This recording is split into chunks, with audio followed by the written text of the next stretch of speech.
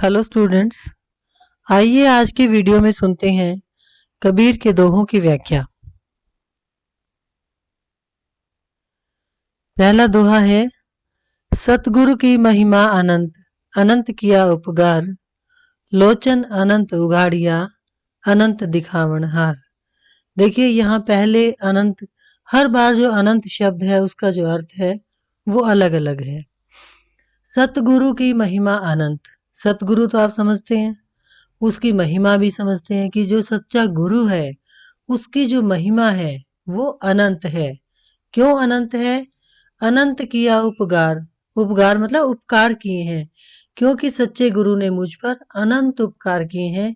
यानी कि मेरा जो गुरु है उसकी महिमा अपरंपार है, क्योंकि उसने मेरे जीवन के कल्याण के लिए मुझ पर अनेक उपकार किए हैं। लोचन मतलब नेत्र, यहाँ अनंत है। तीसरा, अंतर मन के, उघाड़िया मतलब खोल दिए, क्योंकि उसने मेरे अंतर मन के नेत्रों को खोल दिया। अंतर मन के नेत्रों को खोल देने का मतलब क्या हुआ कि उसने मुझे ज्ञान की रोशनी दी। अनंत दिखावनहार, और उस अनंत परमात्मा के दर्शन करवा दिए। देखिए कवि कहता है, कबीरदास जी कहते हैं कि सच्चे गुरु की महिमा अपरंपार है, क्योंकि उसने मुझ पर, मेरे जीवन पर अनंत उपकार किए हैं। सच्चे गुरु ने मुझे ज्ञान की रोशनी देकर मेरे अंतर मन के नेत्रों को, आंखों को खोल दिया है, यानी मुझे ज्ञान का प्रकाश दिया है। अनंत दिखावनहार, और उस अनंत परमात्मा के दर्शन करवा दिए हैं। यानी कि सच्चे गुरु की सहायता से ही मैं परमात्मा को प्राप्त करने में या परमात्मा के दर्शन करने में सफल हो पाया हूं। राम नाम के पट तरे देबे को कछु नाही। कवि कहता है कि राम नाम के पट तरे मतलब बदले में, बराबरी में, कि जैसे हमें कोई कुछ देता है ना, फिर हम उसको वापिस देते हैं, मतलब बैक रिटर्न करते, रिटर्न गिफ्ट देते हैं ना। जैसे कोई हमारे जन्म दिवस पर, किसी भी मौके पर हमें कोई बधाई के लिए उपहार देता है, भेंट देता है, तो हम उसको रिटर्न गिफ्ट देते हैं, है ना। आजकल तो काफी प्रचलन में भी है। तो कवि कहता है कि भगवान का नाम, यहाँ पर राम का मतलब दशरथ के पुत्र राम से नहीं है। पहले तो आप ये स्पष्ट कर लीजिए, क्योंकि हमने जीवन परिचय में जब कबीरदास का साहित्यिक परिचय पढ़ा था, तब हमने सबसे पहले यही सुना था कि कबीरदास निर्गुण भक्त थे। यानी कि यहाँ पर जो राम है वो ईश्वर है, परमात्मा है। और कवि क्या कह रहा है कि मेरे गुरु ने मुझे राम का नाम दिया, यानी परमात्मा का नाम दिया, ईश्वर का नाम दिया। उसके बदले में, पटतरे मतलब बराबरी में, देबे को कछु नाही, मेरे पास गुरु को दक्षिणा के रूप में देने के लिए कुछ नहीं है। जैसे हमारा गुरु हमें ज्ञान देता है तो हम उसको दक्षिणा देते हैं ना। अब कवि के गुरु ने तो उसको परमात्मा के दर्शन करवा दिए। तो कवि कहता है कि भगवान का नाम जो मेरे गुरु ने मुझे दिया, उसके बदले में देने के लिए मेरे पास कुछ नहीं है। क्या ले गुर संतोष ये, कि क्या देकर मैं अपने गुरु को संतुष्ट करूं। हौस रही मन माही, ये अभिलाषा मेरे मन में सदैव ही बनी रही। कि कवि जो है अपने गुरु को राम नाम के बदले में, प्रभु के नाम के बदले में या ज्ञान के बदले में कुछ देना चाहता है, कुछ दक्षिणा के रूप में देना चाहता है, लेकिन उसके पास देने को कुछ नहीं है, क्योंकि गुरु इतना बड़ा है ना। अब गुरु के ज्ञान के बदले में आप खुद ही सोचिए कि हम उसको कुछ नहीं दे सकते, है ना। तो कवि के मन में ये अभिलाषा, ये लालसा, ये इच्छा सदा ही बनी रही कि मैं अपने गुरु को क्या देकर संतुष्ट करूं, कि क्या ले आऊं जिससे मेरा गुरु संतुष्ट हो जाए। ये इच्छा मेरे मन में सदैव ही बनी रही। हंसे न बोले उन मनी, चंचल मेल्या हमारी। यहाँ पर कवि देखो क्या कहता है कि मेरा जो मन है वो अब हंसता या बोलता नहीं है। क्या होता है उन्मनी मतलब, उनमें जैसे हम गाड़ी में जब न्यूट्रल गियर लगा देते हैं तो वो आगे पीछे नहीं जाती है ना, एक जगह रहती है। कि कवि का जो मन है ना वो शून्य वाली एक स्थिति में पहुंच गया है, जहां पर उसे कोई सुख या दुख की ज्यादा अनुभूति नहीं होती। यानी कि वो सांसारिक बंधनों से, सांसारिक मोह माया से ऊपर उठ गया है। चंचल मेल्या मारी, कि मेरी जो चंचल वृत्तियां थी, मेरे मन में जो चंचलताएं थी कि बार बार कुछ कुछ कुछ मतलब जो लालच मेरे मन में हमेशा बना रहता था, वो सब अब मर गया है। यानी कि मैं उस चीजों से ऊपर उठ गया हूँ। कहे कबीर भीतरी विद्या, कबीरदास जी कहते हैं कि मेरा जो भीतर है यानी मेरा जो अंतर मन है वो बिंध गया है। बिंधना समझते हैं आप? जैसे हम नाक और कान बिंधवाते हैं, बिंधवाना मतलब जैसे कान में छेद कराते हैं, नाक में छेद कराते हैं, उसको बिंधना कहते हैं। और भी सही तरीके से अगर मैं आपको समझाऊं तो जैसे मान लीजिए शिकारी है या कोई सैनिक है, वो तीर चलाता है ना, और वो तीर जिस निशाने पर लगता है तो वो वहां पर बिंध जाएगा जाकर। समझ गए ना? तो कबीरदास जी कहते हैं कि मेरा जो अंतर मन है वो बिंध गया है। किससे? सतगुरु के हथियारी, कि सच्चे गुरु के ज्ञान रूपी हथियार से मेरा अंतर मन बिंध गया है। और इसलिए मेरी सारी जो चंचलताएं थी, जो लालसाएं थी, जो लालच थे, जो अभिलाषाएं थी, वो मर गई हैं। हंसे न बोले उन्मनी, और अब मेरा मन न हंसता है न बोलता है, बल्कि एक शांत सी अवस्था में पहुंच गया है। समझ गए ना? कि शांत अवस्था में पहुंचने का मतलब ये नहीं है कि हम मर गए हैं। शांत अवस्था में पहुंचने का मतलब ये है कि बेकार की जो बातें होती हैं या बेकार की जो चीजें होती हैं वो मुझे डिस्टर्ब नहीं करती, यानी मेरे मन में कुछ बेचैनी उत्पन्न नहीं करती। मेरे मन को सुख या दुख की जो अवस्था होती है, मैं उससे ऊपर उठकर एक ऐसी शांत अवस्था में पहुंच गया हूं जहां पर मेरी मुझे सांसारिक जो लालसाएं हैं, जो लालच है, जो मोह माया है, वो अब मुझे ज्यादा विचलित नहीं करता, क्योंकि सच्चे गुरु के हथियार से मेरा जो अंतर्मन है वो बिंध गया है। यानी कि मुझे ज्ञान की प्राप्ति हो गई है। ये आसान है। पीछे लागा जाई था लोक वेद के साथी। कवि कहते हैं कि मैं, लोक होता है संसार, ठीक है। वेद मतलब वेदों में कही गई या किताबों में कही गई जो बातें होती हैं। कवि कहता है कि मैं तो लोक और वेद में जो बातें कही गई थी उनके पीछे पीछे चल रहा था। लेकिन मेरे साथ क्या हुआ?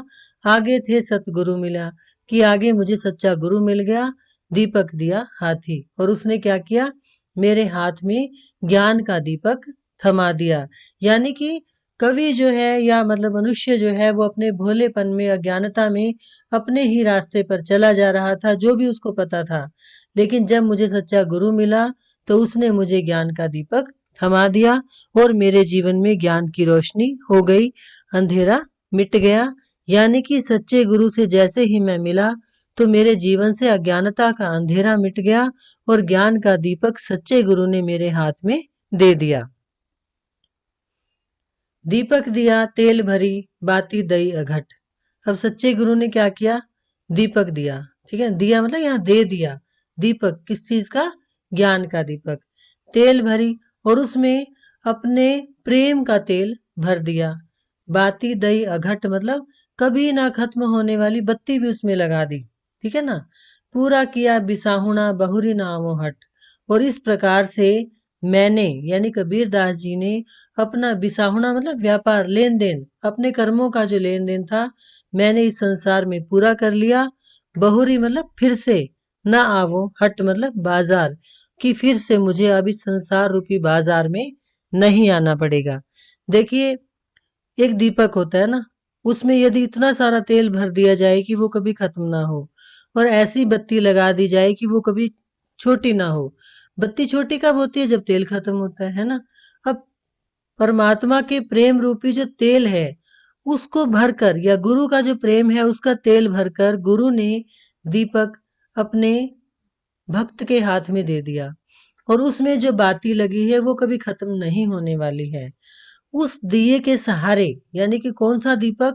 जो ज्ञान का दीपक गुरु ने अपने शिष्य को दिया, उसके सहारे से ही भक्त ने या कबीरदास ने या कवि ने, कुछ भी आप कह दीजिए, उसने अपना जो सांसारिक लेन देन था, संसार में जो जीवन का वो खेल खेलने के लिए आया था, वो सारा व्यापार पूरा कर लिया। बहुरी ने वो हट, और अब उसे दोबारा इस संसार रूपी बाजार में नहीं आना पड़ेगा। मतलब क्या हुआ? कि उसका लेन देन खत्म हो गया और वो मोह माया के बंधनों से मुक्त हो गया, और बार बार उसे जन्म और मरण के चक्कर से छुटकारा मिल गया। इसलिए अब वो ज्ञान का दीपक लेकर संसार में अपना व्यापार या अपने कर्मों का लेन देन पूरा करके जा रहा है। और फिर से उसे इस संसार रूपी बाजार में आने की जरूरत नहीं है। माया दीपक नर पतंग भ्रमी भ्रमी इवे पड़ंत। यहाँ पर पतंग का मतलब होता है कीट पतंगे। ये पतंग वो उड़ाने वाली पतंग नहीं है। नर मतलब मनुष्य, माया मतलब मोह माया, और दीपक मतलब दिए के समान है। यहाँ ना तो दीपक वो ज्ञान का दीपक है और ना ही पतंग वो उड़ाने वाली पतंग है। समझिए इसको कि जो मोह माया है ना, वो मोह माया क्या है? एक दिया है, ठीक है। और जो मनुष्य है वो कीट पतंगा है। देखिए दिए के जब दिया जलाते हैं, मोमबत्ती जलाते हैं, यानी कि जो आग की लपट होती है उसके चारों ओर कीट पतंगे इकट्ठे हो जाते हैं। कभी आप देखना अंधेरे में बाहर जो आंगन वगैरह होता है वहां पर कभी आप मोमबत्ती वगैरह जलाकर देखना, कीट पतंगे आएंगे उसके चारों तरफ और वो उसी आग में जल जल कर मर जाते हैं। लेकिन वो आते क्यों हैं? अब आप कहेंगे वो फिर वहां आते क्यों हैं? वो तो आ गए क्योंकि वो रोशनी उनको आकर्षित करती है। ठीक उसी प्रकार से जो मनुष्य है उसको मोह माया के जो आकर्षण है वो आकर्षित करते हैं, वो उसकी तरफ भागता है और भ्रमी भ्रमी मतलब भ्रमित हो होकर उसी में जाकर गिर जाता है। यानी कि जैसे दिए के चारों ओर पतंगे इकट्ठे होते हैं और उसी में गिरकर घूम घूम कर उसके चारों ओर घूमते और उसी में गिरकर मर जाते हैं, इसी प्रकार से जो मनुष्य है वो माया रूपी मोह माया रूपी जो दीपक है, दिया है, उसकी रोशनी में चारों ओर आकर्षित होता है और उसी में गिरकर मर जाता है। कहे कबीर गुरु ज्ञान थे एक आधु बुरंत।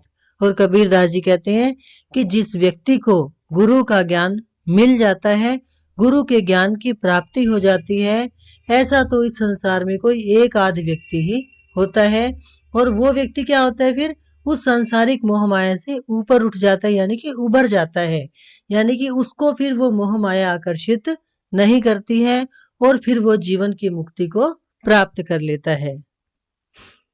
कबीर बादल प्रेम का हम पर बरसा आई। देखिए कबीर दास जी कहते हैं कि मुझ पर गुरु के प्रेम का बादल बरस गया। अंतर भीगी आत्मा, और मेरी जो अंतर आत्मा थी वो भीग गई। हरी भरी बन राई, और सारी जो वन राशि थी वो हरी भरी हो गई। अब देखिए पहले आप सिंपल साधारण अर्थ लीजिए। जब बादल आता है ना, बादल बरसता है तो क्या होता है? सारी जो जहां पर बरसता है वहां की जो पृथ्वी होती है, जो जमीन होती है, वो क्या हो जाता है? गीली हो जाती है, भीग जाती है। और वहां पर क्या होता है फिर? हरे हरे पेड़ पौधे उगने लगते हैं, उग जाते हैं। यानी कि जो वन राशि है, जो वनस्पति है, वो हरी भरी हो जाती है।